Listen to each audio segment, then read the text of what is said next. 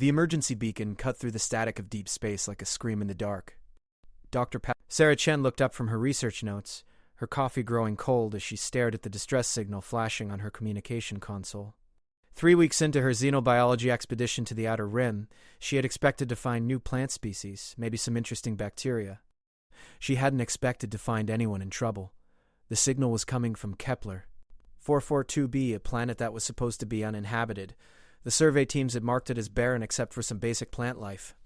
Sarah hesitated for only a moment before changing course. Her small research vessel, the Botanical Dream, wasn't equipped for rescue operations, but she couldn't ignore someone in distress. As she broke through the planet's atmosphere, Sarah saw why the initial surveys had been so brief. The surface was a maze of crystalline formations and deep ravines, beautiful but treacherous. The emergency signal was coming from what looked like the wreckage of a ship, scattered across a plateau between two towering crystal spires. Sarah landed her ship a safe distance from the wreckage and suited up. The planet's atmosphere was breathable for humans, but she wasn't taking any chances.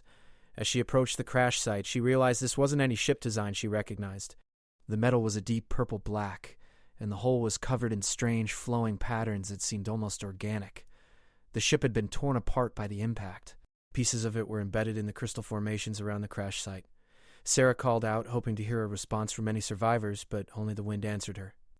She was about to give up and report the crash to the nearest space station when she heard it sound so faint she almost missed it. It was a whimper. Following the sound, Sarah found herself at the edge of a deep crevice in the crystal plateau. About 10 feet down, wedged between two crystal formations, was something that made her heart skip a beat. It was clearly alive, about the size of a large house cat covered in midnight blue fur that seemed to shimmer in the pale sunlight. But what caught her attention wasn't its beauty. It was the dark stain spreading across the crystal beneath it. The creature was badly injured. Sarah didn't hesitate. She rappelled down into the crevice using her emergency climbing gear. As she got closer, she could see that the creature was unlike anything in the xenobiology databases.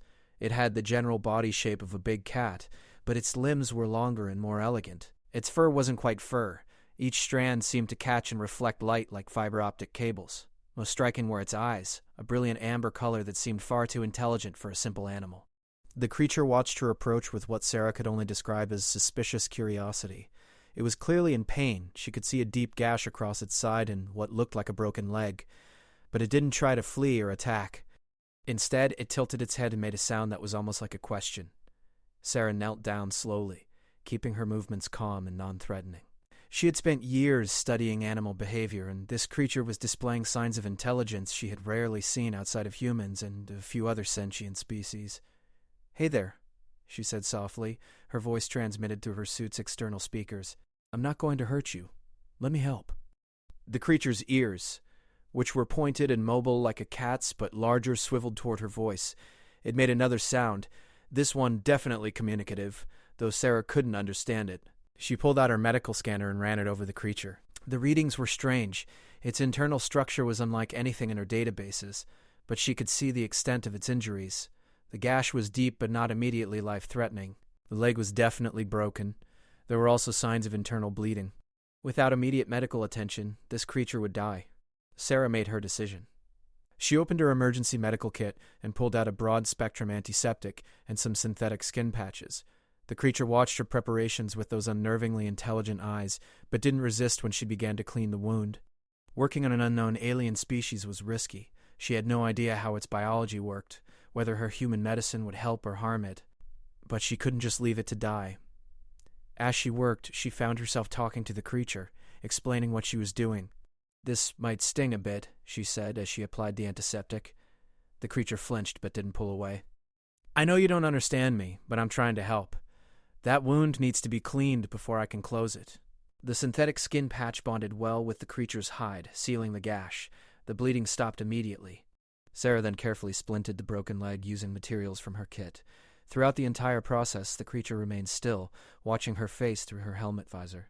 When she finished, Sarah sat back on her heels and looked at her patient. The creature was still weak, but its breathing was easier and its eyes were brighter. "There," she said. "That should hold until we can get you some proper care. But I can't leave you down here." The creature seemed to understand that she was finished. It attempted to stand, wobbling on 3 legs with the splinted limb held carefully off the ground. It was clear it couldn't climb out of the crevice on its own. Sarah looked up at the rim of the crevice, then at the creature. Her climbing gear could support her weight, and maybe a little extra, but she had no idea how much this animal weighed or how it would react to being lifted. "We're going to have to trust each other," she told the creature. "I need to get you out of here, and you need to let me help." She rigged up a makeshift sling from her emergency tarp and very slowly, very carefully wrapped it around the creature. It tensed but didn't resist. The amber eyes never left her face, and Sarah had the strangest feeling that it was making a conscious decision to trust her. Getting both herself and the injured creature out of the crevice was one of the most challenging things Sarah had ever done. The creature was heavier than she had expected, and she had to make several stops to rest and adjust her grip. But eventually, they both made it to the surface.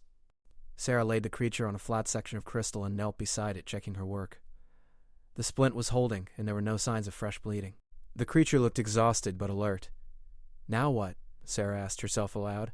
She couldn't just leave the creature here, but she also couldn't take it back to the research station without knowing what it was or where it came from. And there was still the matter of the crashed ship.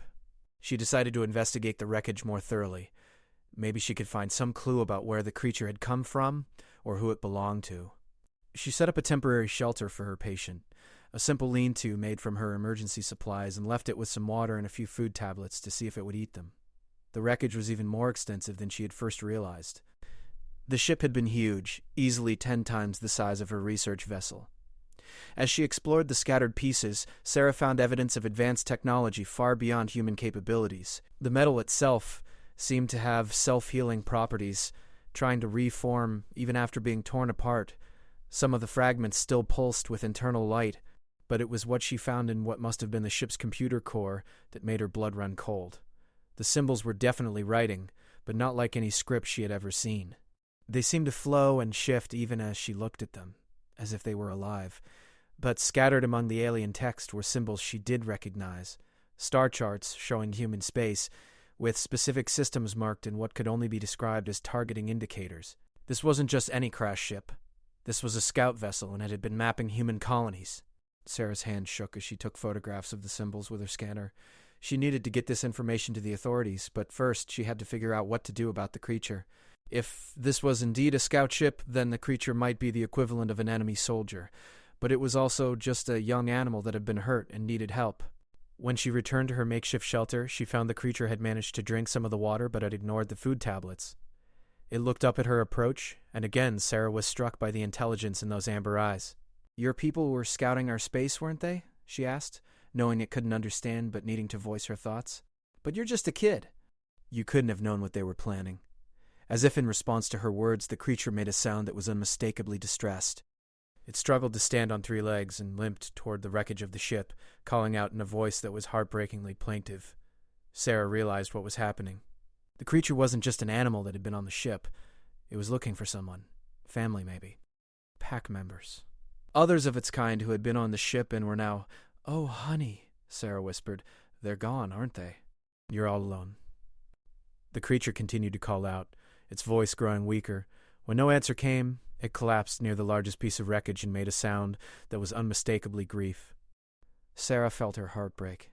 Whatever this creature was, whoever its people were, it was just a young being that had lost everything. Enemy scout or not, she couldn't leave it here to die alone. She made her decision. It took her the better part of the day to safely transport the creature to her ship. It was too weak to walk far, so she had to carry it most of the way. The creature seemed to understand that she was helping and didn't struggle, but Sarah could feel its fear and confusion. Once aboard the Botanical Dream, Sarah set up a makeshift habitat in her main lab. She used environmental controls to match the atmosphere she had recorded at the crash site, and created a comfortable bed from some of her sample collection materials. The creature curled up in the soft fabric and watched her work. "I need to call this in," Sarah told her unexpected passenger. "Your people might be looking for you. And my people need to know about that ship." But as she reached for her communication console, Sarah hesitated. What would happen to the creature once the authorities got involved? Would they treat it as a prisoner of war, a research subject? Would they try to use it as leverage against its people? She looked at the small, injured being in her lab. It had trusted her completely, allowed her to heal its wounds and bring it to safety. Could she really hand it over to people who might see it as nothing more than an alien threat? Sarah sat down at her desk and began composing the message to the research station, but she found herself being very careful about what she included. She reported the crashed ship and uploaded the star charts and alien text she had found. She described the technology and her concerns about it being a scout vessel. She did not mention the survivor. Not yet. First, she needed to understand more about what she had found. The creature was obviously intelligent, possibly even sapient. If its people were planning something against humanity, then maybe this one individual could provide insight into their motivations, their capabilities, their weaknesses. But more than that, Sarah felt a responsibility to this creature that she couldn't explain. It had been hurt and alone, and she had helped it. That created a bond, obligation, to see that it was treated with dignity and respect. The creature, Sarah decided to call it Shadow because of its dark fur, seemed to sense her internal struggle. It made a soft sound and looked directly at her, tilting its head in what looked remarkably like a question. "I don't know what I'm doing," Sarah admitted to Shadow. "Your people might be enemies of mine. But you're not responsible for what adults of your species do, any more than human children are responsible for what our governments decide." Shadow continued to watch her with those remarkable eyes. Then, very slowly, it stood up on 3 legs and limped toward her. Sarah held very still as Shadow approached, unsure of what it intended. The creature stopped just within arm's reach, and then deliberately and gently pressed its forehead against Sarah's knee. Sarah felt tears well up in her eyes. The gesture was so clearly one of trust, of gratitude, of connection. Whatever Shadow's people might be planning, this individual was choosing to trust her completely. "Okay," Sarah whispered, reaching out to very gently stroke Shadow's head. The fur was incredibly soft and seemed to pulse with faint bioluminescence under her touch. "Okay, we'll figure this out together. "But first we need to get you healthy." Shadow purred, a deep rumbling sound that Sarah felt in her chest as much as she heard it. The creature settled down beside her chair, resting its head near her feet, and for the first time since the crash seemed truly at peace. Sarah looked out at the stars through her ship's viewport. Somewhere out there, Shadow's people were probably looking for their lost scout ship, and somewhere else, human colonies were going about their daily lives, unaware that they might be under surveillance by an unknown alien species. She had stumbled into something much bigger than a simple research mission. But as she looked down at Shadow, trusting and vulnerable beside her chair, Sarah knew she had made the right choice. Whatever came next, she would make sure this young being was protected. After all, that's what humans did. They protected those who couldn't protect themselves, even when it was complicated, even when it was dangerous, even when they were supposed to be enemies. The universe was about to learn that sometimes the most powerful force in existence wasn't technology or weapons or military might. Sometimes it was simple compassion. And Sarah Chen was about to demonstrate just how far humans would go to protect someone they had decided to care about, regardless of species, politics, or the potential consequences. The real adventure was just beginning. 3 days into their journey back to the research station, Sarah realized that Shadow was much more intelligent than she had initially thought. The creature had quickly learned the layout of her ship, somehow figuring out which areas were safe to explore and which contained dangerous equipment. More surprisingly, Shadow seemed to be trying to communicate with her in increasingly sophisticated ways. It started with simple gestures. Shadow would point with its nose toward things it wanted or needed: the water dispenser when it was thirsty, the soft blankets when it wanted to rest, the viewport when it seemed curious about where they were going. But by the 3rd day, Shadow was using what Sarah could only describe as a primitive sign language, combining paw gestures with different sounds to express more complex ideas. Sarah was documenting these behaviors in her research log when Shadow did something that made her stop and stare. The creature had been watching her work, sitting quietly beside her desk as had become its habit.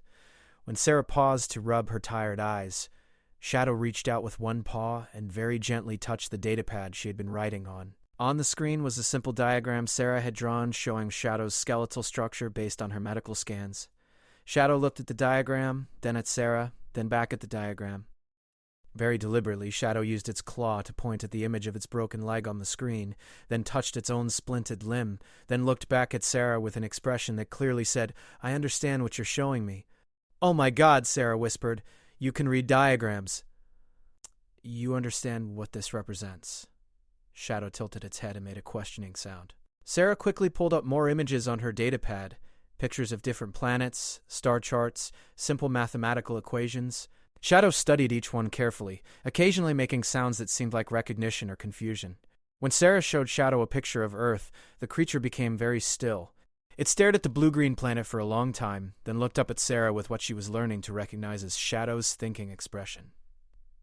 Very carefully, Shadow used its claw to draw on the datapad's touchscreen. The marks were crude but unmistakable, a rough circle with smaller circles around it. A solar system. Then Shadow drew another system, this one with many more planets. It tapped this drawing and made a long, complex sound that rose and fell like music. When it finished, it looked at Sarah expectantly. Sarah felt her heart racing.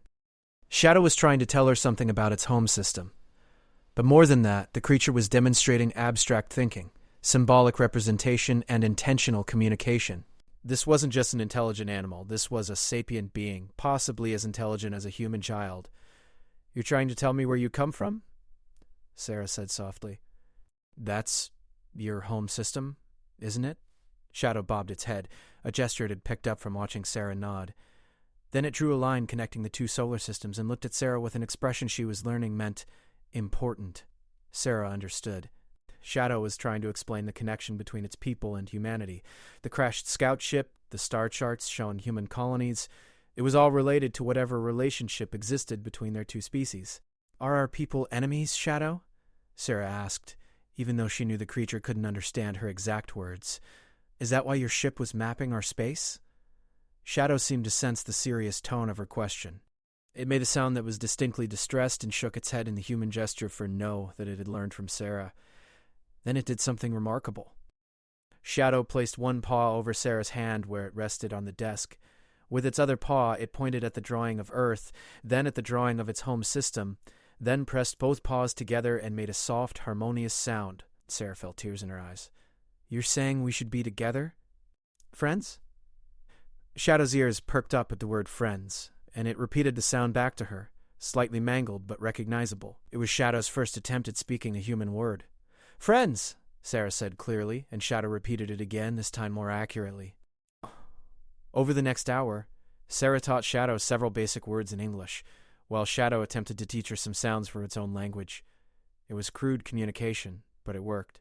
Sarah learned that Shadow's name for itself translated roughly to "swift through starlight," though Shadow seemed pleased that Sarah had chosen to call it Shadow instead. More importantly, Sarah began to understand that Shadow's people weren't enemies of humanity. According to Shadow's limited ability to explain, its people had been watching human expansion into space with interest, not hostility. The scout ships were gathering information, but not for conquest, for first contact. "Your people want to meet us," Sarah said, and Shadow enthusiastically nodded. But then Shadow's expression grew sad. It pointed at the stars outside the viewport and made a series of sounds that clearly indicated searching, loss, and fear. Sarah understood. Shadow's people would be looking for the lost scout ship and its crew. When they found only wreckage and no survivors, what would they think? "They'll think we killed you," Sarah realized with growing alarm. "When they find the crashed ship and no sign of survivors, they'll assume humans destroyed it." Shadow nodded vigorously, then made urgent gestures that Sarah interpreted as bad and dangerous. If Shadow's people thought humans had attacked their scout ship, first contact would become first warfare. Sarah realized she was sitting on a diplomatic powder keg. She had to get Shadow back to its people to prove that humans weren't enemies. But she also had to do it in a way that didn't put Shadow in danger from her own people, who still had no idea about the survivor.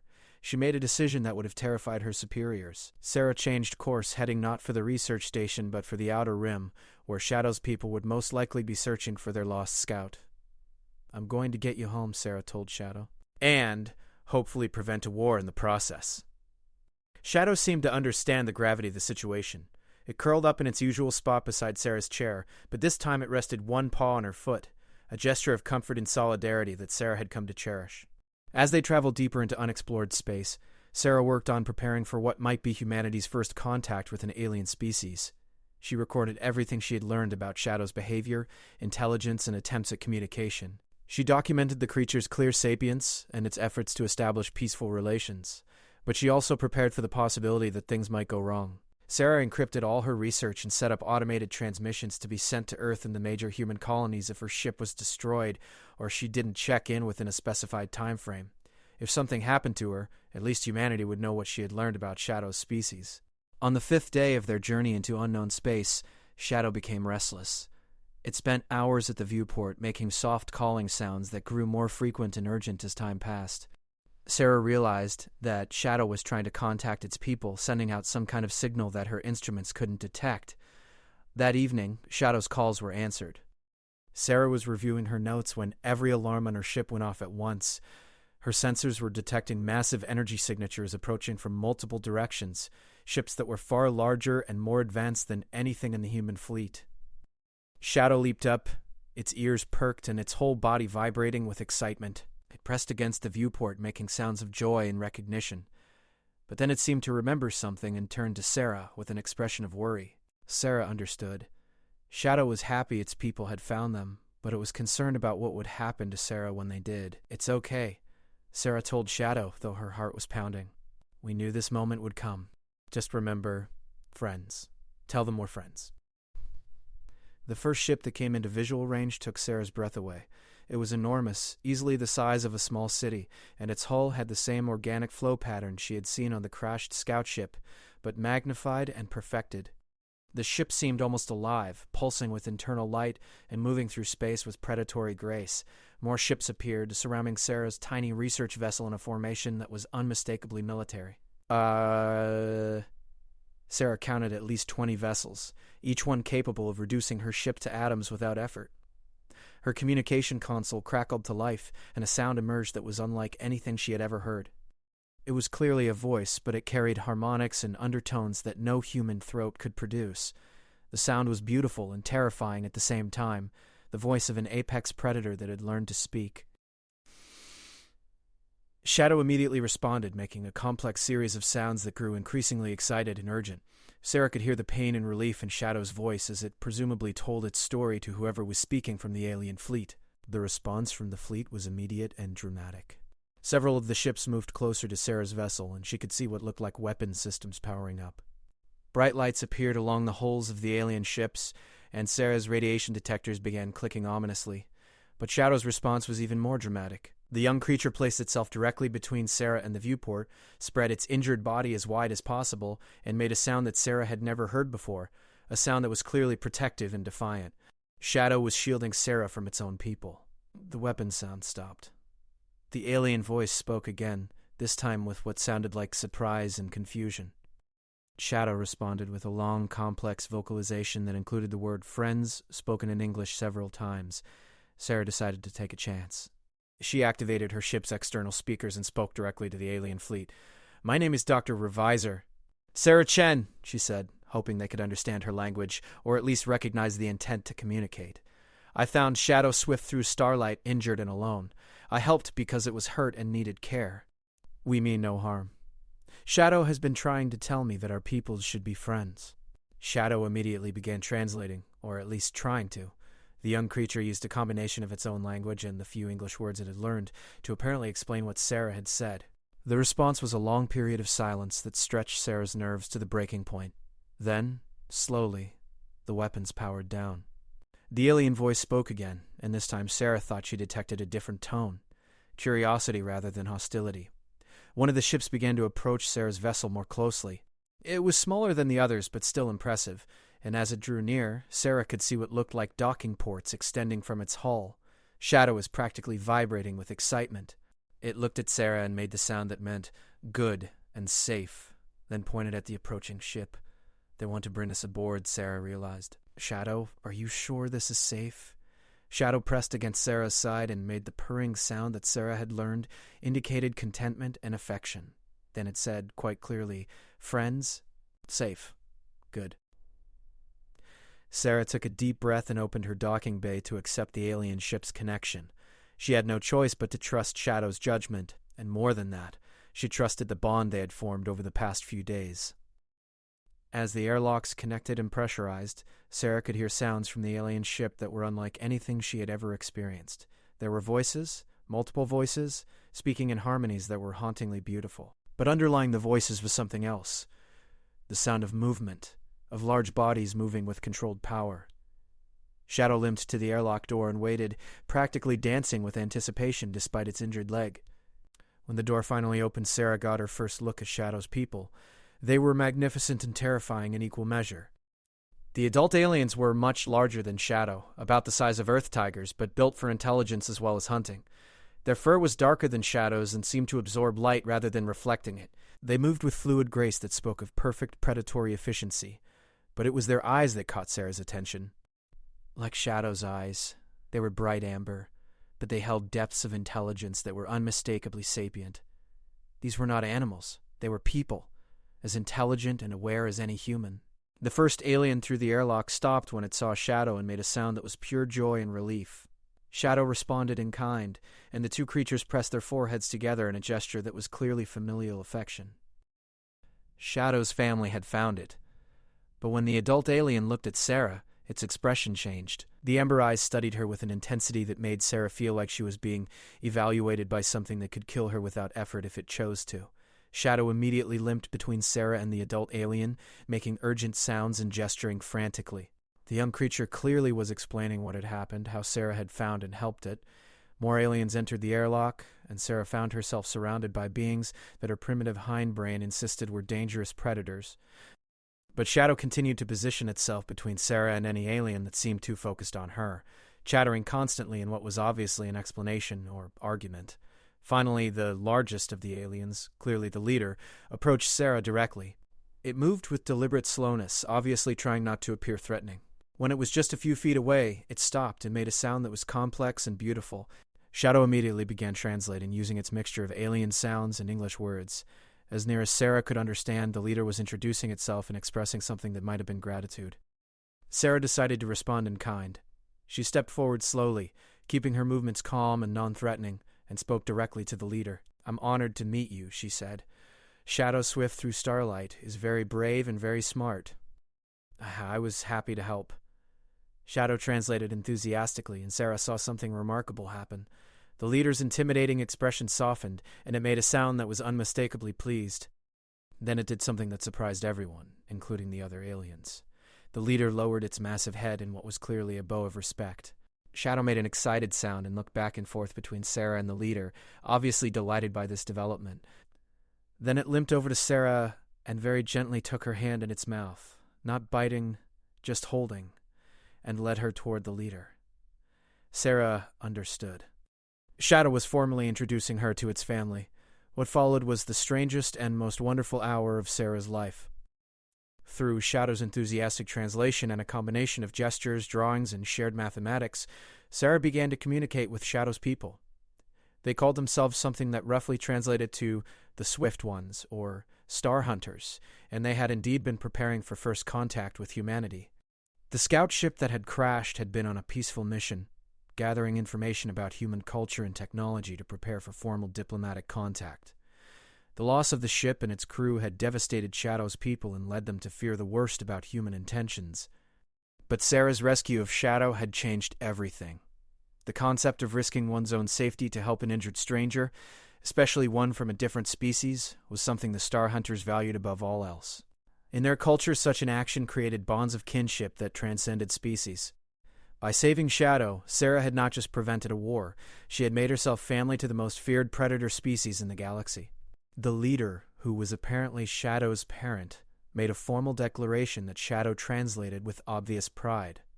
Sarah was now considered a member of their pack, with all the protections and privileges that entailed. "What does that mean?" Sarah asked Shadow. Shadow thought for a moment, then said in careful English, "Family. Forever. Protect always." Sarah looked around at the circle of powerful alien predators, all of them now looking at her with expressions of acceptance and respect rather than suspicion. She thought about how terrified she had been when their ships first appeared, and how completely her perception had changed in just 1 hour. "Friends," she said to the assembled Star Hunters, using the word Shadow had worked so hard to learn. The response was a chorus of sounds that was like nothing Sarah had ever heard, the voices of an entire alien family welcoming her home. Outside the ship, 2 fleets faced each other across the void human vessels that had responded to Sarah's automated distress signal, and Star Hunter ships that had come to find their lost family member. Both sides were prepared for battle, not knowing that in a small research lab a young xenobiologist and an injured alien cub had just laid the foundation for the greatest alliance in galactic history. The real adventure was just beginning, and it would change everything for both species forever. The moment Sarah stepped aboard the Star Hunter mothership, she realized that everything she thought she knew about spacefaring civilizations was wrong. The ship wasn't just a vessel. It was a living ecosystem. The walls pulsed gently with bioluminescent patterns that seemed to respond to the emotions and movements of the crew. The floors were covered in something that felt like moss, but provided perfect traction. The air itself seemed alive, carrying scents and subtle chemical signals that Sarah's human nose couldn't fully interpret, but which clearly conveyed complex information to the Star Hunters. Shadow's parent, who had introduced themselves with a name that roughly translated to Starfire Who Protects the Pack, led Sarah through corridors that adjusted their lighting and temperature as they passed. Other Star Hunters they encountered stopped to stare at Sarah, their amber eyes reflecting curiosity rather than hostility. Word of the human who had saved Shadow was spreading quickly through the ship. Shadow itself was practically floating with joy, chattering constantly to anyone who would listen. Sarah caught the word friends in English repeated frequently in Shadow's rapid explanations, and she began to understand just how significant her actions had been in the Star Hunter culture. They entered what Sarah assumed was some kind of council chamber, a circular room with raised platforms arranged around a central space. The walls here were covered in shifting patterns that Sarah gradually realized were moving star charts, showing the positions and movements of ships, planets, and other celestial bodies in real time. Starfire made a complex sound, and the chamber quickly filled with other Star Hunters. Sarah found herself at the center of a circle of apex predators, each one capable of tearing her apart without effort, but all of them looking at her with expressions of respect and curious interest. One of the Star Hunters stepped forward and spoke to Starfire in rapid musical tones. Shadow immediately bristled and made an angry sound, positioning itself protectively in front of Sarah. Whatever the newcomer had said, Shadow didn't approve. Starfire responded with what sounded like authority, and the other Star Hunter's ears flattened in what was clearly submission. But Sarah could sense tension in the room that hadn't been there before. "What's wrong, Shadow?" she asked quietly. Shadow turned to her and struggled to explain in its limited English. Some not trust humans. Think danger. Sarah nodded. She had expected this. Not everyone would be as welcoming as Starfire's family, especially given that they had lost friends and family in the scout ship crash. But what happened next surprised everyone in the room. Sarah stepped forward, moving past Shadow's protective stance, and addressed the Star Hunter who had spoken against her. "I understand your concern," she said, knowing the alien couldn't understand her words, but hoping her tone and body language would convey her meaning. "Your people died, and you found a human with the only survivor. I would be suspicious too." She pulled out her datapad and activated the holographic display. With careful gestures, she showed the crash site, the wreckage of the scout ship, and the recordings she had made of her rescue of Shadow. The Star Hunters watched intently as Sarah demonstrated every step of her medical treatment of Shadow's injuries. When the recordings finished, Sarah continued speaking directly to the skeptical Star Hunter. "I'm a scientist. My job is to learn about new forms of life and help them flourish. When I found Shadow, I didn't see an alien or a potential enemy. I saw a young creature that was hurt and alone. Helping was the only choice I could make." Shadow translated enthusiastically, and Sarah could see the doubt in the skeptical Star Hunter's eyes, gradually being replaced by something else. When Shadow finished translating, the Star Hunter approached Sarah slowly and made a sound that was clearly a question. Shadow looked confused for a moment, then its eyes widened. It turned to Sarah with an expression of excitement and urgency. She asked, "Why you help?" "You not know Shadow people. Could be dangerous. Why risk?" Sarah considered the question carefully. It was important she could sense that her answer would determine how these people saw humanity as a whole. "Because it was right," she said simply. "Shadow was hurt and needed help. In that moment, nothing else mattered. Not what species we were, not whether our people were friends or enemies, not what might happen to me. There was someone who needed help, and I could provide it. That's what makes us human. We help when help is needed." As Shadow translated her words, Sarah saw something remarkable happen. The skeptical Star Hunter's expression completely transformed. The alien stepped back and made a sound that was clearly amazement. Then, to Sarah's shock, the alien dropped to the ground in a full prostration, the kind of bow that indicated not just respect but reverence. A murmur ran through the assembled Star Hunters. Starfire made a sound that was obviously pleased, and Shadow practically bounced with excitement. "What just happened?" Sarah asked, confused by the dramatic reaction. Shadow struggled to explain. "She say, you speak like the ancestors, old stories.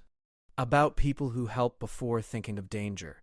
We think, maybe just stories, but you prove real." Sarah was beginning to understand that her actions had resonated with something deep in Star Hunter culture, something that went beyond mere gratitude. But before she could ask more questions, alarms began sounding throughout the ship. Starfire's expression immediately shifted to alert concern. The alien spoke rapidly to the others, and Sarah could sense the mood in the room changing from welcoming to tense. Shadow pressed against her side, making worried sounds. Through the chamber's viewing ports, Sarah could see new lights appearing in space, the engine signatures of approaching ships. But these weren't the organic curves of Star Hunter vessels. These were the angular, utilitarian designs of human military craft. The cavalry had arrived. Starfire turned to Sarah and spoke urgently. Shadow translated with obvious distress. "Human ships coming. Many ships. Think you prisoner. Think Shadow people took you." Sarah's heart sank. Of course. Her automated distress signals would have brought human forces to investigate. From their perspective, Dr. Sarah Chen had disappeared into unexplored space, and her last known position was now occupied by a fleet of unknown alien warships. The humans were coming to rescue her, and they had no way of knowing that she didn't need rescuing. "Can you communicate with them?" Sarah asked Starfire. "Tell them I'm safe?" Shadow translated, but Starfire's response was grim. The Star Hunters had been monitoring human communication frequencies, but their ships were too different. The languages, the technology, the basic concepts of communication were all incompatible. Sarah realized she was the only one who could prevent what was about to become the first interstellar war in human history. But she was aboard a Star Hunter ship surrounded by aliens that human forces would see as kidnappers or invaders. "I have to get back to my ship," Sarah said urgently. "I have to talk to them." But even as she spoke, Sarah could see more human ships arriving. The task force was massive, at least 50 vessels, including several Dreadnought-class warships that could reduce the Star Hunter fleet to debris. Humanity had sent everything they could spare to rescue one missing scientist. Starfire seemed to understand the gravity of the situation. The alien leader spoke rapidly to the other Star Hunters, and Sarah could sense fear creeping into the room, not fear of the human weapons, but fear of what a war would mean for both species. Shadow suddenly made an urgent sound and tugged at Sarah's sleeve. The young alien pointed at the chamber's main viewing screen, where Sarah could see her own tiny research vessel docked to the Star Hunter ship. "They think your ship captured," Shadow explained. "If you go back, they shoot Star Hunter ship." Sarah felt trapped. If she stayed aboard the Star Hunter vessel, the human fleet would assume she was a prisoner and attack. If she returned to her own ship while it was docked to an alien vessel, the human forces might destroy both ships to prevent alien contamination. But then Shadow said something that changed everything. "I go with you." Sarah stared at the young alien. "What?" Shadow stood as tall as its injured leg would allow and spoke with determined clarity. "I go with you. To human ships. Show them, friends. Show them family." Starfire immediately made sounds of distress, clearly objecting to the plan. But Shadow responded with firmness that surprised Sarah. The young alien was arguing with its parent, insisting on something that the adults clearly thought was too dangerous. "Shadow, you can't," Sarah said gently. "If the humans see you, they might think you're a weapon or a threat. They might hurt you." Shadow looked at Sarah with those wise amber eyes and said something that broke her heart. "You saved Shadow. Now Shadow saves Sarah people. And Shadow people is right thing." Sarah realized that Shadow had learned more than just words during their time together. The young alien had absorbed human concepts of sacrifice and duty. It understood that sometimes doing the right thing meant taking risks. But before Sarah could respond, the situation became critical. The chamber's alarms shifted to a different tone, and Starfire made sounds of urgent alarm. On the viewing screen, Sarah could see the human fleet taking attack formation. "They're powering weapons," Sarah said, recognizing the energy signatures. "We've got maybe 5 minutes before they open fire." Starfire made a decision. The alien leader spoke rapidly to the crew, and Sarah felt the ship beginning to move. Through the viewing ports, she could see the Star Hunter fleet repositioning, not for attack, but to protect the smaller vessel where Shadow and Sarah were located. The entire alien fleet was putting themselves at risk to keep her safe. Sarah couldn't let that happen. She couldn't be responsible for a war between species, and she couldn't let Shadow's family sacrifice themselves for her. "Take me back to my ship," she told Starfire. "Now. And Shadow is coming with me." Starfire looked at Sarah for a long moment, then at Shadow, who stood beside the human with determined courage. Finally, the alien leader nodded and led them quickly through the ship's corridors. As they moved, Sarah could hear sounds of preparation throughout the vessel. The Star Hunters were getting ready for battle they didn't want and couldn't win. The human fleet outgunned them, and both sides were preparing to destroy each other over a misunderstanding. They reached the docking bay where Sarah's ship waited. Starfire stopped at the airlock and spoke to Shadow in urgent, emotional tones. It was clearly a goodbye, and Sarah could hear the love and fear in the alien's voice. Shadow responded with equally emotional sounds, then pressed its forehead against Starfire's in the gesture Sarah had learned indicated deep affection. When they separated, both aliens had what could only be described as tears in their amber eyes. "Come on, Shadow," Sarah said gently. "Let's go prevent a war." They crossed into Sarah's small research vessel just as the human fleet finished moving into attack position. Through her communication console, Sarah could hear the chatter of military commanders preparing for engagement with unknown hostiles. Sarah activated her ship's transmitters and spoke on all human frequencies. "This is Dr. Sarah Chen of the Botanical Dream. Do not fire. Repeat, do not fire. I am safe and unharmed. The alien vessels are peaceful. I repeat, do not engage the alien fleet." The response was immediate chaos. Multiple voices demanded confirmation of her identity, wanted to know if she was under duress, insisted on her immediate return to the human fleet. But underlying all the confusion was relief. Sarah was alive and apparently free. Dr. Chen, this is Admiral Harrison of the UEF Retribution. Are you being coerced? Are you free to speak?" Sarah looked at Shadow, who had curled up in its usual spot beside her chair but was watching the human ships with obvious nervousness. "I am completely free, Admiral. I'm aboard my own ship with a friend who saved my life. The aliens are peaceful and want to establish diplomatic contact. I need to come aboard your flagship immediately, and I'm bringing a guest." There was a pause. "Chen, did you say you're bringing an alien aboard a human vessel?" Sarah smiled and reached out to gently stroke Shadow's head. The young alien leaned into her touch and made the soft purring sound that indicated contentment and trust. "Admiral, I'm bringing someone very special to meet you. Someone who's going to change everything we thought we knew about our place in the universe." As Sarah disengaged her ship from the Star Hunter vessel and began flying toward the human fleet, she could see both fleets maintaining their positions, weapons ready but not firing, waiting to see what would happen next. Shadow pressed against her side and made a sound that Sarah had learned meant brave, but Sarah wasn't feeling brave. She was terrified of what might go wrong, worried about Shadow's safety, and overwhelmed by the responsibility of what she was about to attempt, but she was also filled with hope. Because sitting beside her was living proof that species differences didn't have to mean conflict. Shadow and the Star Hunters had shown her that intelligence, compassion, and courage existed throughout the universe. Now she just had to convince the rest of humanity.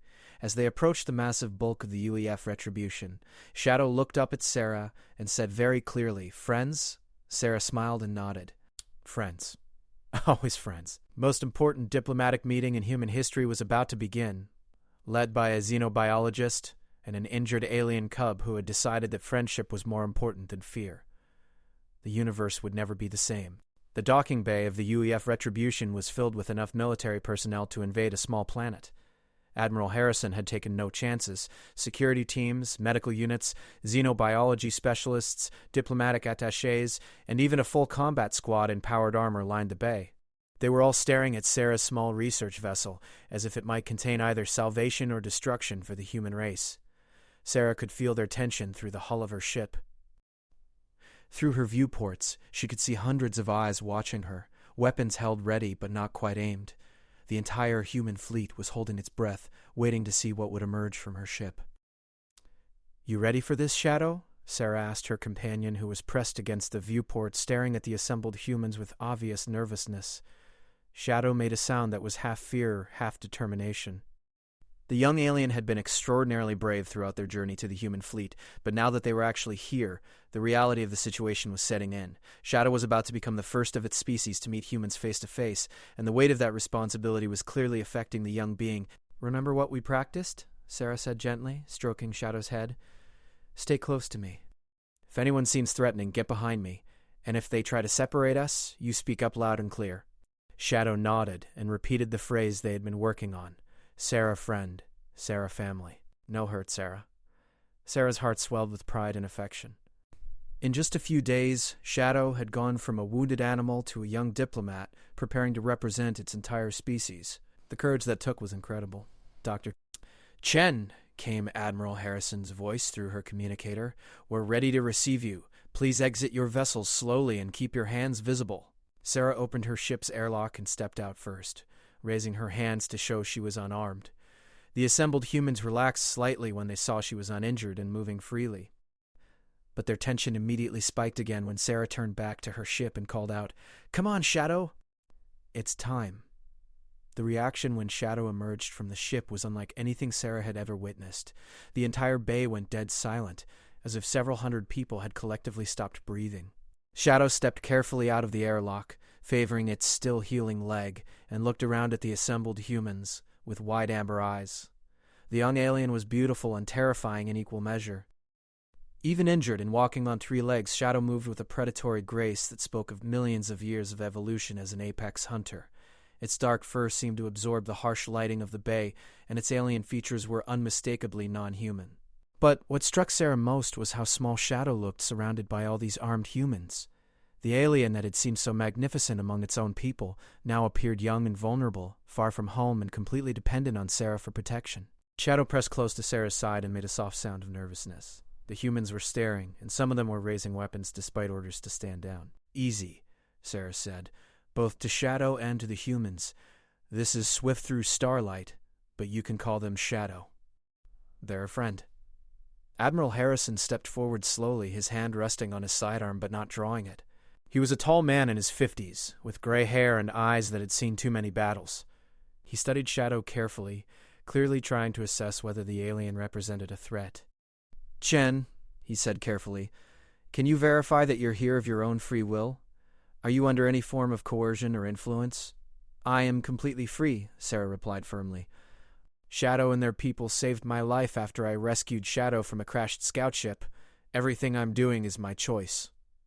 Shadow seemed to sense that it was being discussed. The young alien looked up at Sarah, then stepped forward toward Admiral Harrison.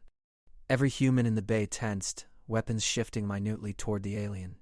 But Shadow simply sat down in front of the Admiral and spoke in carefully practiced English. "Sarah, friend. Shadow, friend. No hurt. Want peace." The effect of hearing the alien speak was electric. Murmurs ran through the assembled humans, and Sarah saw shock and wonder replacing fear on many faces. This wasn't a mindless beast or a primitive creature. This was clearly an intelligent being attempting communication. Admiral Harrison stared down at Shadow for a long moment. The alien looked back up at him with those remarkable amber eyes, showing no fear despite being surrounded by potential enemies. Can they understand what I'm saying?" the Admiral asked Sarah. "Some of it," Sarah replied. "Shadow is incredibly intelligent and learns quickly. We've been working on basic communication." Admiral Harrison knelt down slowly, bringing himself to Shadow's eye level. The alien watched his movements carefully but didn't retreat. "Hello, Shadow," the Admiral said clearly. "I'm Admiral Harrison. I'm the leader of these ships."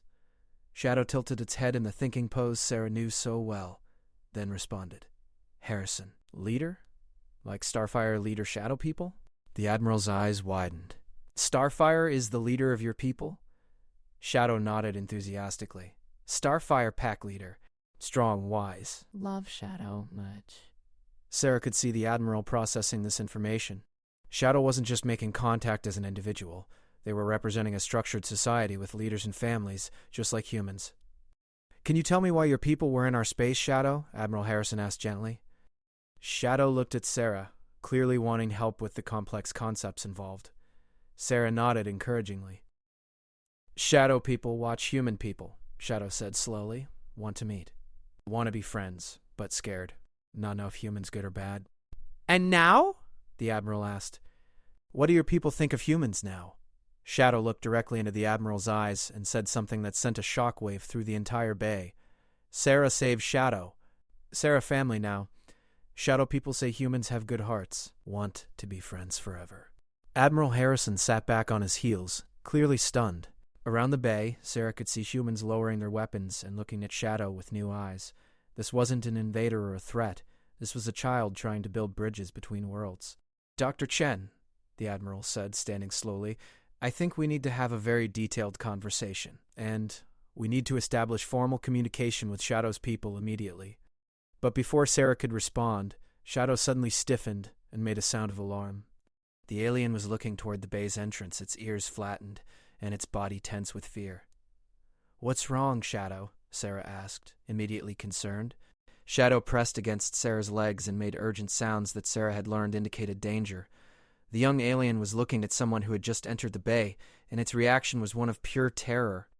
Sarah followed Shadow's gaze and felt her own blood run cold. Entering the bay were 3 people in civilian clothes, but Sarah recognized the type immediately. Intelligence operatives, probably from one of the military's darker branches. They moved with the predatory confidence of people who were used to getting what they wanted through intimidation and force. The leader of the group, a woman with cold eyes and a smile that never touched them, approached Admiral Harrison with the swagger of someone who outranked him despite wearing no visible insignia. "Admiral," she said, her voice carrying authority that made several of the military personnel snap to attention, "I'm Director Walsh, Special Projects Division. We'll be taking custody of the alien asset now." Sarah's heart stopped. Asset. They were calling Shadow an asset, like a piece of equipment to be studied and used. "I don't think so," Sarah said, stepping between Walsh and Shadow. "Shadow is not an asset. They're a sentient being and a diplomatic representative of their people." Director Walsh turned her cold gaze on Sarah. "Dr. Chen, you've done excellent work in making contact with this creature, but now it's time for professionals to handle the situation. The alien will be transferred to our facility for proper study and interrogation. Shadow understood enough to know they were being discussed as a thing rather than a person." The young alien made a sound of distress and pressed even closer to Sarah, clearly terrified of being separated from the only human they trusted. "No," Sarah said firmly. "Shadow is under my protection, and they're not going anywhere without their consent." Director Walsh's smile grew colder. "Chen, you seem to be confused about your authority here. This is a matter of planetary security. The alien represents a potential threat that must be assessed and contained. The only threat here is to Shadow," Sarah shot back. "They're a young being far from home who saved my life and trusted me to keep them safe. I will not let you treat them like a lab rat." Admiral Harrison looked uncomfortable, clearly caught between his respect for Sarah and the authority that Director Walsh represented. Other personnel in the bay were watching the confrontation with obvious unease. But it was Shadow who resolved the situation. The young alien stepped out from behind Sarah and looked directly at Director Walsh. When Shadow spoke, its voice was clear and carried a dignity that made everyone in the bay stop and listen. Shadow not asset. Shadow person. Shadow choose. Shadow stay with Sarah, or Shadow go home. No one makes Shadow prisoner. Director Walsh stared down at the alien, clearly not expecting such articulate resistance. "The creature's preferences are irrelevant. It's coming with us." That was when Admiral Harrison made the decision that would define his legacy.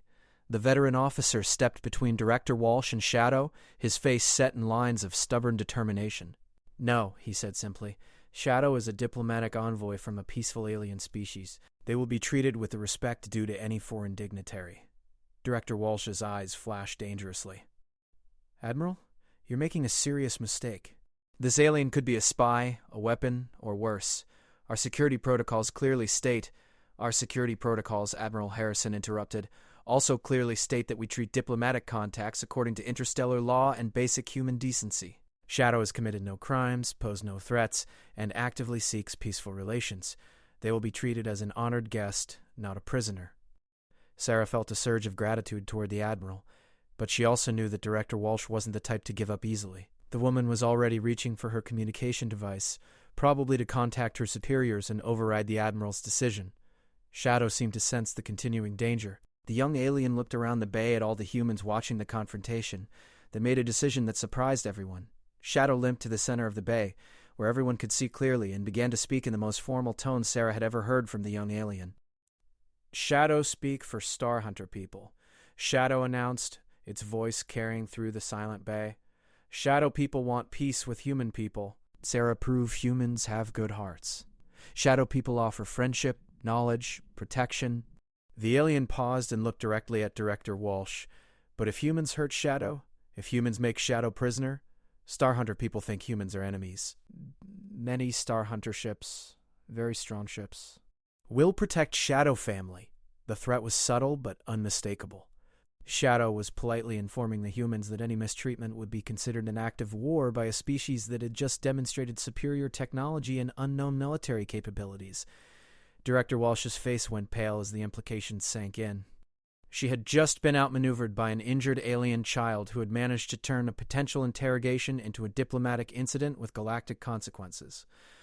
Admiral Harrison seized the moment. "Director Walsh, I believe your services are no longer required here. We'll be handling this as a first contact situation through proper diplomatic channels." Director Walsh looked like she wanted to argue, but she was smart enough to recognize when she had been defeated. She gave Sarah and Shadow one last cold look, then turned and left the bay with her team. The moment they were gone, the entire atmosphere in the bay changed. Humans who had been standing at rigid attention relaxed, and Sarah could see curiosity and wonder replacing fear and suspicion on their faces. Shadow seemed to sense the change as well. The young alien's rigid posture softened, and it looked around the bay with renewed interest rather than fear. "Well," Admiral Harrison said, a slight smile playing at the corners of his mouth, "I believe this calls for a celebration rather than an interrogation. Shadow, would you and Sarah join me for dinner? I think we have a lot to discuss about the future of human-Star Hunter relations." Shadow looked at Sarah questioningly. She nodded and smiled. "What do you think, Shadow? Ready to be Earth's first alien diplomat?" Shadow stood as tall as its injured leg would allow and spoke with pride and determination. "Shadow ready? Shadow build bridge between stars? For Sarah? For family? For peace?" As they left the docking bay together, Sarah, Shadow, and Admiral Harrison, Sarah could hear the excited chatter of the humans behind them. News of successful first contact was already spreading through the fleet, and from there it would race across human space. But more importantly, Sarah knew that somewhere in the void between the fleets, Starfire and the other Star Hunters were receiving Shadow's messages, learning that their young family member was safe and that humans could be trusted. The galaxy was about to become a much more interesting place, and it all started with one simple act of compassion toward a wounded stranger. Shadow looked up at Sarah as they walked and made the soft purring sound that indicated happiness and affection. "Sarah, best friend ever," the young alien said in its careful English. Sarah smiled and gently touched Shadow's head. "Forever and always, Shadow." The bridge between two worlds had been built, one act of kindness at a time, and the universe would never be the same. 6 months later, Sarah Chen stood on the observation deck of Harmony Station, the first joint human-Star Hunter diplomatic facility, watching ships from both species dock side by side. The massive space station orbited a neutral star system that had been chosen specifically for its position between human and Star Hunter territories. It was a marvel of cooperative engineering. Human technology merged seamlessly with Star Hunter bioarchitecture to create something entirely new. Shadow limped up beside her, no longer favoring the once broken leg, but still carrying the slight limp that had become their characteristic walk. The young Star Hunter had grown considerably in the past months, though they were still smaller than the adult members of their species. Shadow had also grown in other ways. Their English was now fluent, and they had become the most accomplished translator and cultural liaison in the galaxy. "The Terran delegation from Alpha Centauri just arrived," Shadow reported, their voice carrying the formal tone they used for official business. "And Starfire's pack has finished the preliminary surveys of the Kepler system. They're ready to begin the joint colonization project." Sarah nodded, still marveling at how much had changed.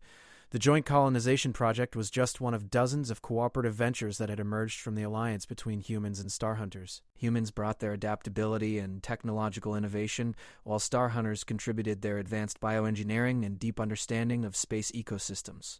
Together, they were accomplishing things neither species could have achieved alone.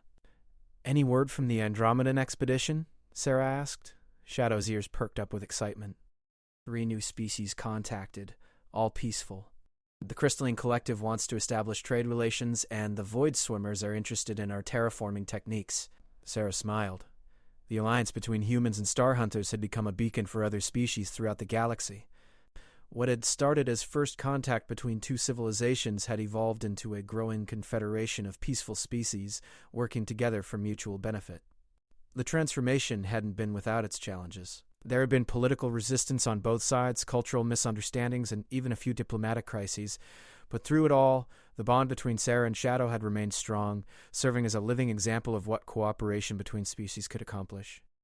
Director Walsh and her faction had tried several times to undermine the alliance, arguing that humans were making themselves vulnerable by trusting alien species. But their influence had waned as the benefits of cooperation became undeniable. Human technology had advanced decades in mere months thanks to Star Hunter knowledge, while Star Hunter society had embraced human concepts of individual freedom and scientific inquiry. "Sarah," Shadow said, their tone shifting from formal to personal, "there's something I need to tell you." Sarah turned to look at her friend, immediately picking up on the serious note in Shadow's voice. "What is it?" Shadow looked out at the stars, their amber eyes reflecting the light from nearby ships. The Council of Pax has made a decision. They want to offer you something that has never been offered to a non-Star Hunter before. Oh? Sarah asked, curious and slightly concerned. Shadow turned to face her directly. They want to make you a pack leader, an official leader of your own pack, with all the rights and responsibilities that entails in our society. Sarah stared at Shadow in shock. She knew enough about Star Hunter culture to understand the magnitude of what was being offered. Pack leaders were the highest level of Star Hunter society, responsible for making decisions that affected thousands of individuals. It was a position of incredible honor and authority. Shadow, I'm human. I don't understand all the complexities of your culture. How could I possibly? That's exactly why they want you, Shadow interrupted.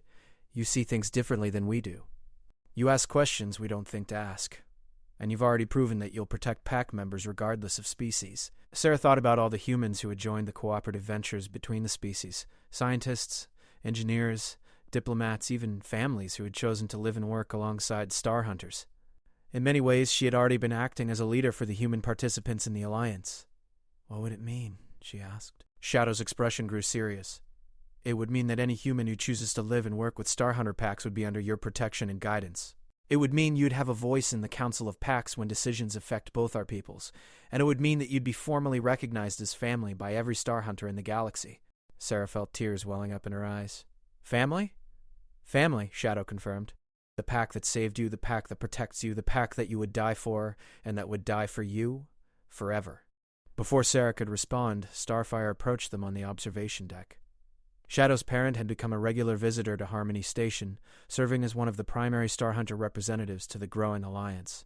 Starfire moved with the controlled power that all adult Star Hunters possessed, but their expression was warm with affection as they looked at Sarah. Swift through Starlight has told you of the Council's decision? Starfire asked in the carefully modulated English they had learned. They have, Sarah replied. I'm honored, but I'm not sure I'm worthy of such responsibility.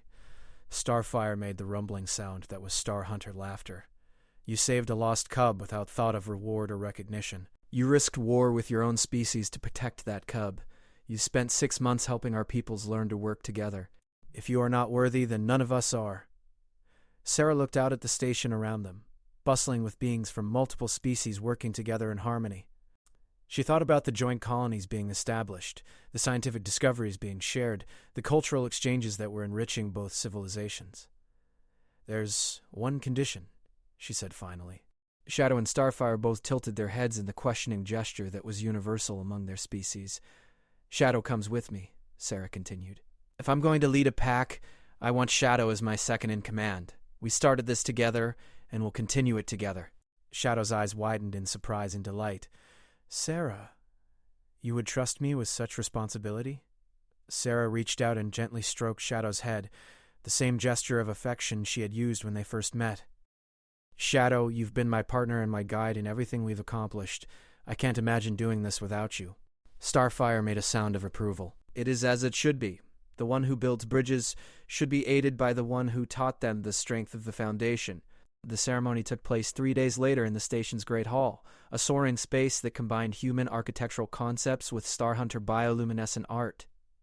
Representatives from dozens of species attended, along with human dignitaries from across settled space. Sarah knelt before the assembled Council of Packs as Starfire spoke the ancient words that welcomed new leaders into Star Hunter society.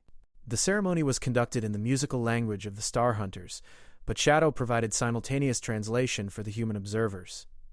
When the formal words were complete, Starfire placed a collar around Sarah's neck, not a symbol of subjugation, but a Star Hunter mark of leadership, woven from fibers that pulsed with gentle bioluminescence. Similar collars were worn by every pack leader, connecting them to the vast network of Star Hunter society, but it was what happened next that brought tears to Sarah's eyes. Every Star Hunter in the hall approached her individually, touching their foreheads to hers in the gesture of family acceptance. They were welcoming her not as an outsider or an honored guest, but as one of their own. When the ceremony concluded, Sarah found herself surrounded by beings from multiple worlds, humans, Star Hunters, Crystalline Collective members, and others, all celebrating the continued expansion of their peaceful alliance. Admiral Harrison, now serving as Earth's primary representative to the Alliance, approached with a broad smile. Congratulations, Pack Leader Chen. Though I have to say I'm not entirely sure what Earth Central Command will make of having one of their citizens holding alien nobility, Sarah laughed. I think they'll adapt. Humans are good at that. Speaking of adapting, the Admiral continued, we've received some interesting proposals for the next phase of expansion. It seems several species in the Magellanic Clouds have heard about our alliance and are requesting contact. Shadow bounced with excitement. New friends. Sarah, we could explore whole new galaxies. Sarah looked at her eager partner and felt a surge of anticipation. 6 months ago, she had been a simple xenobiologist studying plant samples on a routine research mission. Now she was a diplomatic leader representing humanity in an ever-expanding alliance of peaceful species. Well, she said, I suppose someone has to make sure first contact goes smoothly. As the celebration continued around them, Sarah and Shadow made their way back to the observation deck. Outside the windows, ships from dozens of species moved in careful choreographed patterns, their various technologies creating a light show that was both beautiful and symbolic of the harmony they had achieved. Sarah, Shadow said quietly, do you ever regret finding me that day? Sarah looked at her friend, her partner, her family, and smiled. Shadow, that was the best day of my life. Everything we've accomplished, everything we've built, it all started with one simple choice. What choice? Shadow asked. The choice to help someone who needed it, regardless of who they were or where they came from. Shadow leaned against Sarah's side, making the soft purring sound that indicated deep contentment. That's what makes you human, the alien said. That's why the galaxy is better with humans in it. Sarah looked out at the stars, thinking about all the worlds they had yet to explore, all the species they had yet to meet, all the bridges they had yet to build. The universe was vast and full of wonders, but it no longer seemed lonely or threatening, because now it was full of friends. Ready for our next adventure, Shadow? She asked. Shadow stood and stretched, their movements now showing the grace and confidence of a young adult, rather than an injured cub. Always ready, Sarah. Wherever you go, I go. Pack family forever. Sarah smiled and activated her communication console, opening a channel to the exploration ships preparing for the journey to the Magellanic Clouds. There.